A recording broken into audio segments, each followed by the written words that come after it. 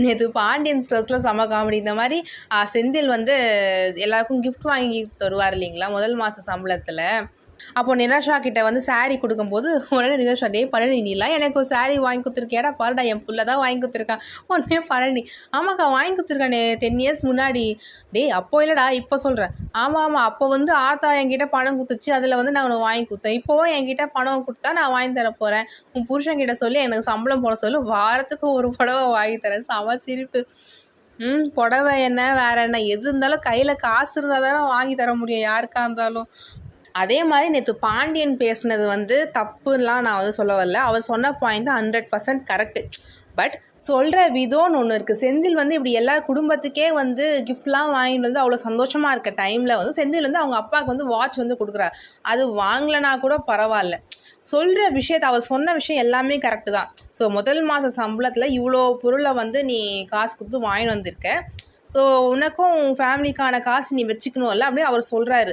அதை சொல்கிறத கொஞ்சம் சாஃப்டாக சொல்லியிருக்கலாமே தவிர அவருடைய ரொம்ப கோவமாக ரஃப்பாக. ஏன்னா ஒருத்தவங்க வந்து நம்ம ஆசையாக ஒருத்தவங்க செய்கிறாங்க அப்படின்னு சொல்கிற போது அந்த டைமில் வந்து கடுப்பேற்றினா கடுப்பாகுமா ஆகாதா?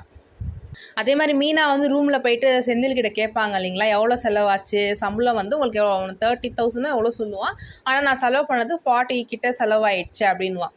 ஸோ இப்போது அப்படின்னு பார்க்குறச்ச முதல் மாத சம்பளத்திலே இவ்வளோ வந்து தாம் செலவு பண்ணுறது தப்புன்னு தான் தோணும். ஆனால் நெக்ஸ்ட்டு சொன்ன பாயிண்ட் தான் ரொம்ப ஹார்ட் மெல்ட்டிங் ஆகிடுச்சு. இந்த மாதிரி இவ்வளோ பணமே வந்து நான் இப்போ தான் பார்க்குறேன், நான் சம்பாதிச்சு இப்போ தான் நான் ஃபஸ்ட் டைம் பார்க்குறேன். ஸோ எனக்கும் ஆசை இருக்கும்ல, நான் எல்லாேருக்கும் வாங்கி தரணும். இது வரைக்கும் வந்து எங்கள் அப்பா சரி யாருமே சரி எனக்கு எதுவுமே வாங்கி கொடுத்தது கிடையாது. அவர் தீபாவளிக்கான 200 ஒரு சட்டை 100 ஒரு பேண்ட்டு அவ்வளோதான் வாங்கி தருவார். ஸோ எனக்கு வந்து எல்லாரையும் சந்தோஷப்படுத்தி பார்க்கணும்னு ஆசையாக இருந்துச்சு. அதனால் நான் வந்து செலவு பண்ணிட்டேன். நான் என்ன எல்லா மந்த்துமா இப்படி செலவு பண்ண போகிறேன். ஸோ முதல் மாத சம்பளத்தில் நான் இப்படி பண்ணியிருக்கேன் அப்படின்னு சொன்னால் அவன் பாயிண்ட்டும் வந்து கரெக்டு. ஸோ அவங்க அப்பா வந்து ஒரு விஷயத்த சொல்லும்போது இவ்வளோ ரக்கடாக பேசும்போது யாருக்காக இருந்தாலும் கோவம் வரதான் செய்யும்.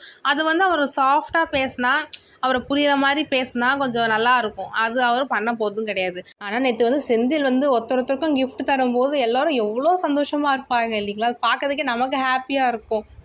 அதே மாதிரி பாண்டியன் வந்து ஒருத்தர் பேரில் வந்து அவங்க செய்கிற வேலைக்கான சம்பளத்தை வந்து போட்டுட்டு வந்துட்டு இருக்காரு இல்லைங்களா பேங்க்கில் வந்து. அதை எப்போ தான் யூஸ் பண்ணுவாங்க அப்படின்னு நான் வந்து வெயிட்டிங். அதை மட்டும் காட்டாமல் நாடகத்தை வந்து முடிச்சிடாதீங்க ப்ளீஸ்.